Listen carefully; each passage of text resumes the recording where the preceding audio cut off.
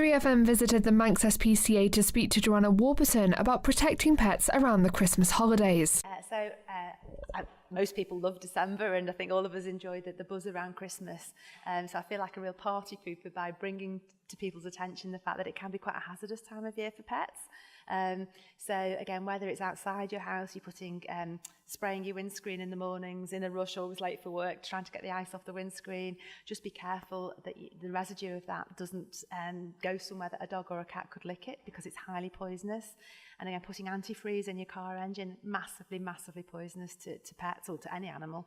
And then again, coming inside your house this time of year, we've put the Christmas decorations up at Ardjekyll today. In fact, the elves came last night, so we're now festooned with potentially hazardous things for the animals.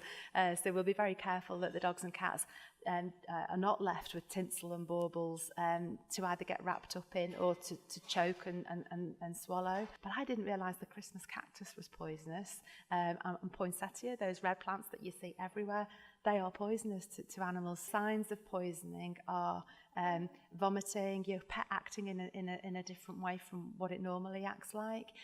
And just if you've any suspicion that your pet might have eaten something that it shouldn't have done, I think you really do need to get straight to the vets. The other things at this time of year that pets might be prone to eating or drinking are what we love to eat, so Christmas puds and Christmas cake. So raisins and sultanas, highly poisonous to dogs and cats. And again, this is the real party pooper side of it. Alcohol is poisonous to dogs and cats as well. So, okay, none of us would knowingly give alcohol to a dog or a cat, but you might have visitors in the house that leave, I don't know, the egg noodle by the side of the sofa. So just be careful, because it could be a real hazard for your pooch or your little pussycat. In the UK, you see more kind of abandonment rates for dogs and cats. Do you see any of that on the Isle of Man, like an increase at all? Yeah, it does happen, but I think it happens more with other animals for us that we see. And certainly rabbits seem to be much more of an impulse buy on the island. They're freely available. They're cute and furry and cuddly. You want to buy your child a pet for Christmas maybe, and then those rabbits last for upwards of 10 years. So you've really got to think through what is an easy purchase is a lifetime's commitment, and they're not easy to look after. They're high maintenance. You can't just lock them away in a hutch.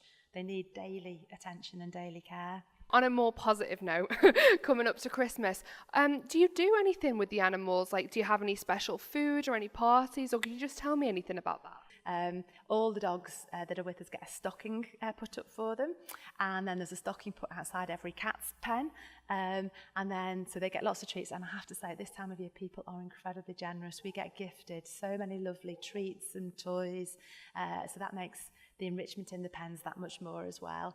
And then on Christmas Day itself, of course, we have staff in all through Christmas and all through New Year, and they will make it a special day. Whether it's, again, we have to be careful with diets depending on the animal concerned, but if we can give them a bit of an extra treat and some extra chicken maybe, then we will do.